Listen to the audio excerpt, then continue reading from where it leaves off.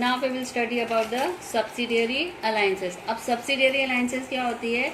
जब वेलेस्ले था governor general in 1798 से लेके 1805 में, वो बहुत एम्बिशियस था. एम्बिशियस मतलब उसको कुछ नया नया करने की इच्छा करती थी. तो उसने सोच लिया था कि मुझे इंडिया को अपना इम्पॉर्टेंट पार्ट बनाना है. उसमें क्या करना है, अपनी पावर सारी रखनी है और इंडिया की पावर को ख़त्म करनी.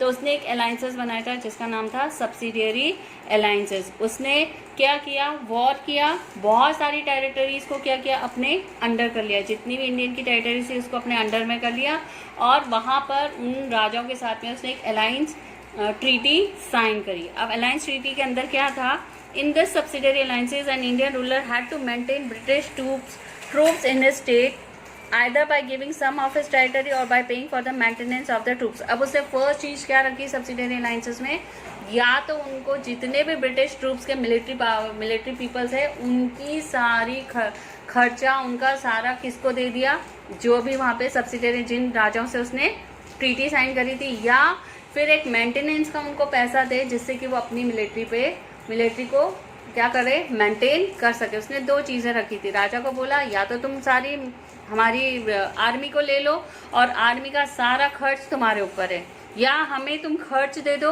और हम अपनी मिलिट्री को हम खुद संभालेंगे. एक पॉइंट ये रखा. Then this system allowed by the to maintain a large army at the expense of local ruler. मतलब खुद का एक्सपेंस ना लगे ब्रिटिशर्स का और किसका लग जाए, सारा इंडियन रूलर्स पे.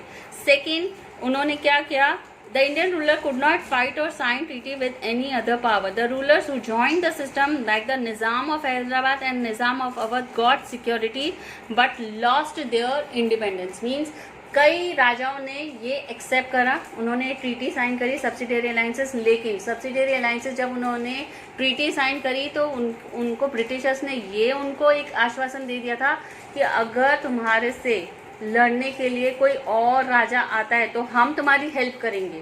लेकिन जो उनकी इंडिपेंडेंस थी, यानी कि जो उनका फ्रीडम था, वो सारा किसने छीन लिया था, द ब्रिटिशर्स ने. वो ब्रिटिशर्स ने सारा छीन लिया था. किन से छीन लिया था, उन राजाओं से जिन्होंने ये ट्रीटी साइन की थी, लेकिन उनको सपोर्ट किया था कि जिससे उनका जो राज्य है वो दूसरे राजाओं से मतलब उनको हारने से बचा सके. ठीक है.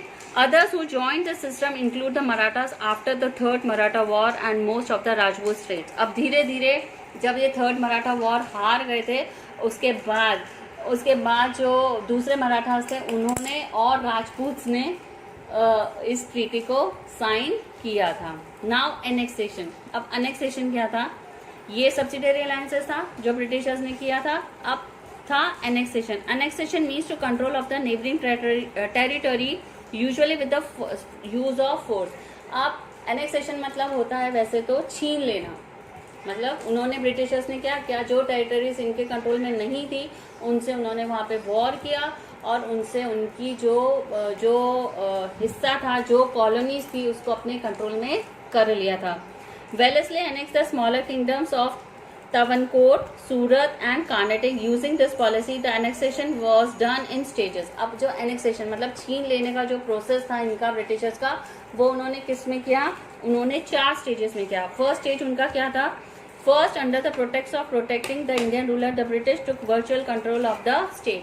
सबसे पहले उन्होंने क्या किया, कुछ जो इंडियन स्टेट से जो पावरफुल नहीं थे, जो वीक कॉलोनीज थी, उनको अपने सपोर्ट में लिया और उनका सारा कंट्रोल किसके हाथ में आ गया, ब्रिटिशर्स के हाथ में आ गया. तो ऑटोमेटिक वो कॉलोनीज किसके कंट्रोल में आ गई, ब्रिटिशर्स के कंट्रोल में आ गई. Second, over time the Indian ruler stop maintaining the army even for self protection. अब सेकेंड क्या हुआ, उन्होंने देखा कि कुछ राजा जो है अपनी आर्मी को मेंटेन ही नहीं कर रहे, खुद के सेल्फ प्रोटेक्शन के लिए भी आर्मी को मेंटेनेंस नहीं कर रहे क्योंकि उनके पास इतनी इकोनॉमी नहीं है. तो उन्होंने उन जो एरिया से, क्योंकि उनकी मेंटेनेंस नहीं हुई आर्मी की, तो वो वीक पड़ गई. तो जो राजा वीक पड़े थे उनको भी उन्होंने वॉर किया और उनको अपने कंट्रोल में ले लिया. Third, to pay for the maintenance of British troops they collected more taxes and the law and order situated deteriorated. अब क्या हुआ, थर्ड उन्होंने पॉलिसी क्या बनाई कि जिनसे उन्होंने अलायंसेस या जो भी ट्रीटी साइन की थी उनमें क्या किया, उन्होंने टैक्सेस बहुत हाई कर दिए. मेंटेनेंस के हाई कर दिए और ज़्यादा पैसा उनसे लेने लगे, तो वो राजा क्या हो गए, वीक हो गए। और जैसे ही वो राजा वीक हुए तो उन्होंने क्या किया, वहाँ पे उन्होंने उनका बिल्कुल जो भी राजा थे उन सबको हटा दिया और खुद का अपना पावर शुरू कर दिया। ये उनका थर्ड एनेक्सेशन पॉइंट था। फोर्थ था the British they annex the state on grounds of मिसरूल। अब उन्होंने कई स्टेट जो उनके कंट्रोल में थे उनको कैसे छीना, उनको ये बोला कि जो हमने रूल्स एंड रेगुलेशंस बनाए थे तुम उसके अकॉर्डिंग नहीं चल रहे हो, और इसलिए उनसे क्या किया, उनकी जो भी कॉलोनी थी, जो भी उनकी राज्य था, उन सबको उन्होंने छीन लिया। इस तरह से 4 तरीके से एनेक्सेशन का पार्ट किया और इस तरह से उन्होंने चारों जितने भी जो इनके एरिया से जितनी भी स्टेट्स थी, जितनी भी कॉलोनीज थी, उनको धीरे धीरे अपने कंट्रोल में, नॉर्थ एरिया को भी उन्होंने काफ़ी कुछ अपने कंट्रोल में कर लिया था। That were the British. और इस तरह से क्या हुआ, ब्रिटिशर्स पावरफुल होते चले गए। पहले सब्सिडियरी अलायंसेस किया, फिर उसके बाद एनेक्सेशन ऑफ वर्थ किया, अब थर्ड उन्होंने वापस कौन सा किया, द डॉक्ट्राइन ऑफ लैप्स। अब डॉक्ट्राइन ऑफ लैप्स क्या था, डॉक्ट्राइन ऑफ लैप्स मतलब होता है अगर किसी राजा का बेटा राजा बनता है, ये हम जाते हैं हेरिडिटरी जो चला रहा था, हेयर भी बोलते हैं HEIR। तो अगर किसी राजा का खुद का बेटा नहीं होता है तो वो क्या करते हैं, अपने चाचा का, मामा का, ताऊ का, किसी का भी बेटा होता है उसको उस गद्दी पे बैठा देते। लेकिन ब्रिटिशर्स ने अब एक और रूल लगा दिया था कि अगर जिसके खुद का बच्चा नहीं है या वो किसी कज़न को आके उसमें बैठाता है तो वो टेरिटरी किसके कंट्रोल में आ जाएगी, डायरेक्टली ब्रिटिशर्स को। और उन्होंने डॉक्ट्राइन ऑफ लैप्स वाली जो थी पॉलिसी उसको भी पूरी तरह से उन्होंने हटा दी थी। और इस तरह से कई सारे टेरिटरीज, कई सारे ऐसे राजा थे जिनके खुद के बेटे नहीं थे, तो उन्होंने क्या किया, वो टेरिटरी ऑटोमेटिक किसके पास चली गई, ब्रिटिशर्स के पास चली गई, क्योंकि उन्होंने डॉक्ट्राइन ऑफ लैप्स वाली पॉलिसी को ख़त्म कर दिया था। ठीक है। Now the British complete their conquest. अब ब्रिटिशर्स ने देखा कि काफ़ी कुछ टेरिटरीज उनके कंट्रोल में आ गई थी, बहुत सारी कॉलोनीज उनके कंट्रोल, लेकिन अभी भी कुछ ऐसी कॉलोनीज थी जो उनके कंट्रोल में नहीं थी, क्योंकि वो बहुत पावरफुल थे। तो वो चाहते थे कि उनको भी वो अपने कंट्रोल में करे। पेरिफेरियल स्टेट्स मतलब जो कि उनके कंट्रोल में नहीं थे। नाउ अब जो पंजाब जो था वो बहुत पावरफुल था। एंग्लो सिख वॉर भी हुआ था। एंग्लो सिख वॉर का मतलब था कि पंजाब में जितने भी सिख थे वो बहुत पावरफुल थे और ब्रिटिशर्स के अगेंस्ट में थे। उनमें से एक सिख था, दैट इज रणजीत सिंह, जो कि जिसने फ्रेंडली रिलेशनशिप रखा था किससे, ब्रिटिशर्स के साथ, क्योंकि वो जानता था कि अगर ब्रिटिशर्स के साथ वो फ्रेंडली रिलेशन नहीं रखेगा तो बहुत जल्दी पंजाब भी पूरी तरह से किसके कंट्रोल में आ जाएगा, ब्रिटिशर्स के।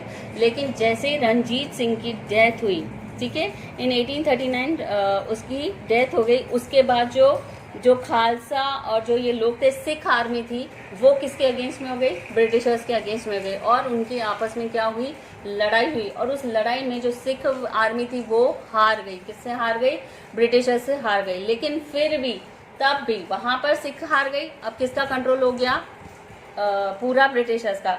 उसके अलावा they had the Sikh were defeated and the land between the river Bees, कौन सी लैंड थी, जो रिवर बीस और सतलज के थे, वो किसके अंडर में आ गई, ब्रिटिशर्स के अंडर में आ गई। अब उसके अलावा फिर भी वहाँ पे एक सिख थे जो कि कहाँ के थे, मुल्तान के। जो मुल्तान के सिख थे वो इसको नहीं सहन कर रहे थे कि कुछ पार्ट उनके कंट्रोल में आ गया, तो उन्होंने भी क्या करा, ब्रिटिशर्स से फाइट की। लेकिन वो भी उनसे हार गए क्योंकि ब्रिटिशर्स उनसे ज़्यादा पावरफुल हो चुके थे, इसलिए मुल्तान भी हार गए और दूसरे जो सिख आर्मी थी वो भी हार गई। तो इस तरह से एंग्लो सिख वॉर 2 बार वॉर हुआ और उसमें जो सिख थे वो सारे डिफीट हो गए और सारा जो पंजाब था वो भी किसके कंट्रोल में आ गया, ब्रिटिशर्स के कंट्रोल में आ गया। ठीक है। उसके बाद the Sikhs were comprehensively defeated, Punjab became a vassal state of the British and its ruler Duleep Singh was pensioned off. अब पहले क्या करते थे, पंजाब में जो जितने भी पुराने राजा होते थे, ये लोग ब्रिटिशर्स क्या करते, क्योंकि ये पावरफुल थे तो इनको बोलते थे ठीक है, क्योंकि रणजीत सिंह के साथ में इन्होंने एक ट्रीटी साइन की थी, तो जितने भी पुराने राजा होते थे तो ब्रिटिशर्स उनको क्या करते थे, पेंशन देते थे, मतलब कुछ मनी उनको राजाओं को देते थे। लेकिन जैसे इनके कंट्रोल में आया पूरा सिख, उन्होंने जो पुराने राजा थे, जैसे फॉर एग्जांपल दुलीप सिंह था, उसकी जो पेंशन थी वो ख़त्म कर दी, क्योंकि अब सारा रूल किसके हाथ में आ गया था, ब्रिटिशर्स के हाथ में आ गया था। Now the next is the annexation of Awadh. Awadh का हमने ऑलरेडी पढ़ा था कि अवध को वैसे ही पहले ही ब्रिटिशर्स ने अपने कंट्रोल में कर लिया था। तो पर उसमें फिर after the battle of Buxar उन्होंने ट्रीटी साइन की थी, ठीक है। Second half the time of Wellesley and half of the Awadh was taken by the British, ये हम ऑलरेडी पहले पढ़ चुके हैं। Now Dalhousie annexed Awadh without any proper provocation and its rule Wajid Ali Shah was deposed. This act of the British was universally condemned and became one of the main cause behind the revolt of 1857। अब क्या हुआ था, इन्होंने कुछ treaty sign की थी जब battle of Buxar की लड़ाई करी थी तो अवध उनके कंट्रोल में आया था। बैटल ऑफ प्लासी भी हुई थी, तो इसमें जब बक्सर की जब लड़ाई हुई तब उन्होंने कुछ ट्रीटी साइन की थी कि भाई तुम ये चीज़ें हमको दे देना, हम मान जाएंगे। लेकिन धीरे धीरे क्योंकि ब्रिटिशर्स पावरफुल होते चले गए तो उन्होंने क्या किया, जितनी भी इन्होंने ट्रीटी साइन की थी अवध के सामने उन सबको उन्होंने वैनिश कर दिया और टोटली पूरी तरह से अपना पूरा कंट्रोल ब्रिटिशर्स करना चाहते थे अवध में और सब जगहों पे, मतलब वेस्ट एरिया, ईस्ट एरिया, सब पे अपना कंट्रोल चल रहे थे। वही एक कारण था क्योंकि उन्होंने जो ट्रीटी से वो उनके साथ में क्या कर रहे थे और जो प्रॉमिसेस करते थे लेकिन उस प्रॉमिसेस पे वो रहते नहीं थे। कौन नहीं रहते थे? That were the Britishers. और यही कारण था जिसकी वजह से कौन सा रिवोल्ट हुआ था, रिवोल्ट ऑफ 1857, जो आप आगे के चैप्टर्स में पढ़ोगे, जो बहुत ही इंपॉर्टेंट रिवोल्ट था। That you will read in the next chapters.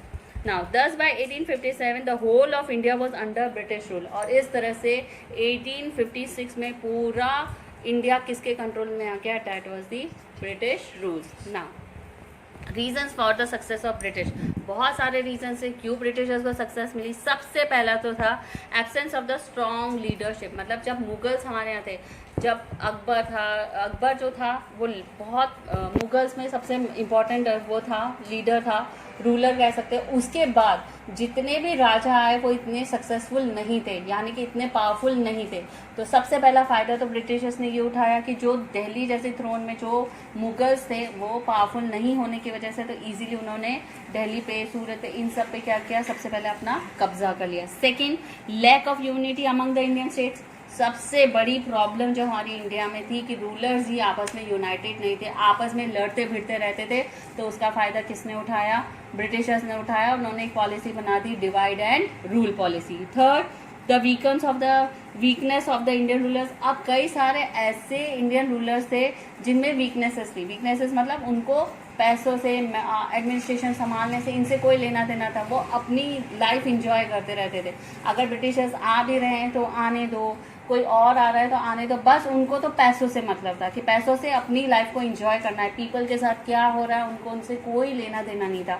तो इसका फ़ायदा भी किसने उठाया? ब्रिटिशर्स ने उठाया। उनसे ट्रीटी साइन की और सारा एडमिनिस्ट्रेशन, गरीब लोगों का टैक्सेस और ये सब किसके कंट्रोल में आ गया? ब्रिटिशर्स के कंट्रोल में आ गया। और उनको, उस राजा को क्या बोला? तुम तुम्हारे एंजॉयमेंट करो और सारी चीज़ें हमको दे दो, हम सब संभालेंगे, तुम तुम्हारे जो तुमको चाहिए वो हम तुमको दे देंगे। तो वो एक और कारण था जिसकी वजह से ब्रिटिशर्स को सक्सेस मिली ना। British superior army and navy, सबसे इम्पोर्टेंट था वो था कि ब्रिटिश के पास जो आर्मी थी, जबकि इंडियन आर्मी ज़्यादा पावरफुल थी ब्रिटिशर्स से, मतलब ज़्यादा स्ट्रेंथ थी, लेकिन हमारे ही लोग आपस में लड़ते भिड़ते गए। उससे क्या हुआ? हमारी आर्मी क्या हो गई? वीक पड़ गई। और ब्रिटिश की आर्मी, क्योंकि वो लोग यूनाइटेड थे, इसलिए वो बहुत ज़्यादा स्ट्रांग होती चली गई। नेवी जो पानी की तरफ से जो आती है वो भी बहुत स्ट्रांग थी उनकी।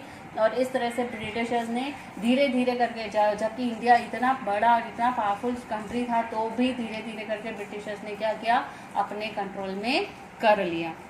Now then they were also often better disciplined and better trained than their Indian counterparts। उनके पास जितने भी इक्विपमेंट्स, यानी कि जितने भी लड़ाई के जितने भी वो बोलते ना वेपन्स, वो ज़्यादा अच्छे थे। किससे अच्छे थे? इंडियन से ज़्यादा अच्छे थे। इसलिए उनके लिए बहुत ईजी था ब्रिटिशर्स को कि इंडियंस को अपने कंट्रोल में करना। All these factors contributed to the success of British in India within a span of just around 100 years।